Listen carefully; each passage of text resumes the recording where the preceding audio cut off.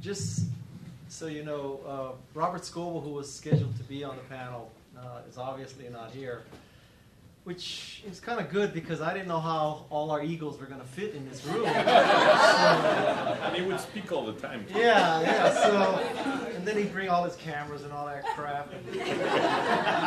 Probably the bullshit level of this panel went down 50%. So count that as a blessing. My name is Guy Kawasaki, and I am your moderator tonight. My role as a moderator is to give these esteemed panelists these nice questions that they can hit out of the park. The first question, of course, will be just to ask them to introduce themselves and to explain what they do. And we'll start over there on the far end with Steve. So Steve, can you just do a quick introduction? Sure. So my name is Steve Patrizzi. I'm Vice President of Advertising Sales and Operations for LinkedIn. I'm not sure how many of you are on LinkedIn, but we are a social network that serves professionals. How many are you? How many of you are on? Guess I should sign up then.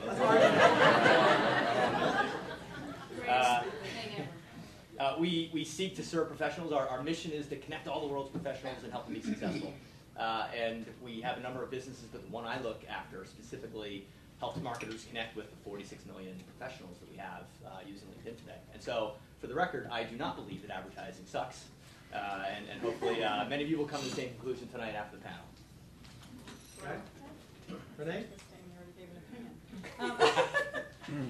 Renee Blodgett. I'm the founder of a consultancy called Magic Sauce Media, and we're focused on PR, branding, social media strategies, and vendor marketing.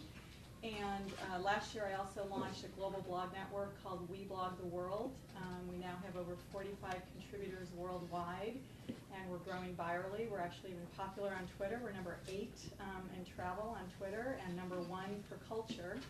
I'm also the co-founder of a group called Traveling Geeks, and we're a group of bloggers and thought leaders that travel around the world and provide mentorship to organizations and also report on what we've learned through blogging and social media tools. Personally, I've been blogging for 9 years and using social media tools for about 8.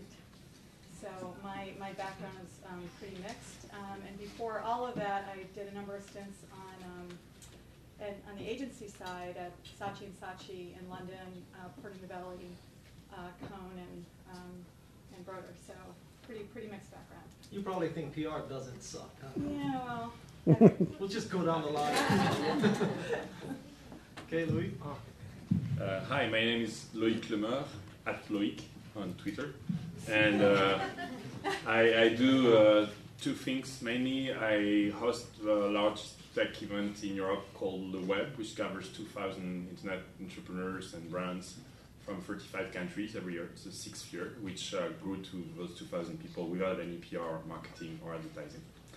And I also just launched a product called Sismic, which helps you manage your community and build your online brand on Twitter, Facebook, and LinkedIn very soon as well. Very much a fan of LinkedIn. I've got 2.5 million downloads without any PR, marketing, or advertising, which doesn't make us successful because we don't do any revenue, so we'll need a lot of that. And for a few weeks or months, I've given presentations where I thought that word of mouth, and I'm sure you will agree with that, was really important. And I started with one slide which says PR, marketing, and advertising sucks, which Mark thought was a great example, a great idea to put together an entire event around that. Of course, I like to get the attention of the room at the beginning, and I guess I succeeded at least with this one. We'll let Guy guide the debate. But yes, I think it sucks in many ways. Happy to discuss it. But I'm Louis Gray. I'm the managing director of new media at Paladin Advisor Group, which is a stealth startup because we haven't even launched our website yet. So that's pretty brand new for us. I spent 12 years in Silicon Valley in marketing and PR. I've worked with probably many of you in different agencies. I have a number of advisory roles, including one that Guy and I share with Social 2. And then most of you guys probably know me from the blog at louisgray.com, which is really an early adopter tech geek blog, where we try and find the things that nobody else is writing about and get it, even though it might not have a good UI.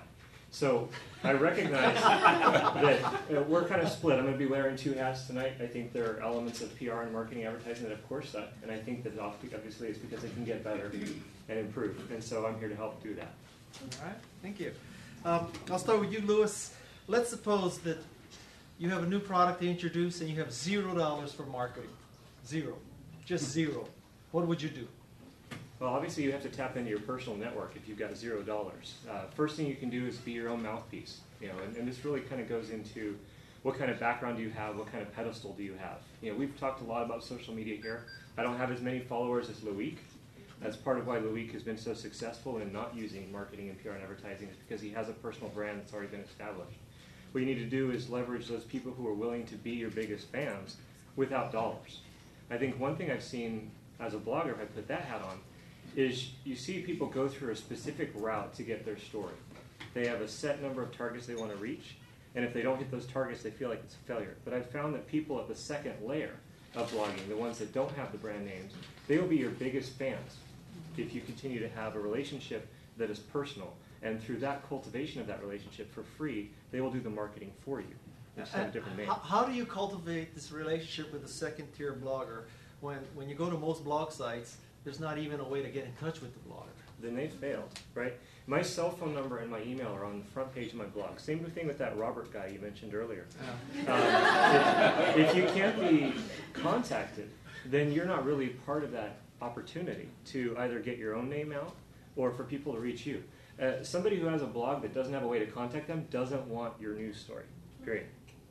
Okay. Louis, what if you had no marketing budget? Well, I think you really need to throw the product out before it's finished as soon as possible and get as much feedback as you can. And the good news is that people are now used to alpha and beta, and they actually like to see that they can be part of something. And I don't think it matters that much to have a big community at the beginning. You can have 10 fans. If they really help you actively, then it will grow and people will help. And we managed to do that with Sismic. I think we have this 1,000 real fans and probably more around our product. But when we started, we didn't. And so release as fast as possible and be honest and transparent and recognize the mistakes. I'm always the first to recognize when there's something where we screw up. Actually, if you go to my blog, you'll see there's my name, and then below that, there is trying to suck less daily as my tagline, which I will change. I'm kind of got bored about it. But I think it's much more important to gather a community, and it doesn't come for free. It takes years. Luis has a great community. Took years of sharing, being honest and transparent. And just to finish, to let everybody speak, why I wrote this slide, and I'm sure none of you wrote those press releases or had this type of way of addressing things, but is that I really think that the problem with advertising and PR, the way we sometimes get it, is that there is no trust. Chris Brogan has a great book just out, Trust Agents. There is no trust. I don't trust a brand telling me how good is their product.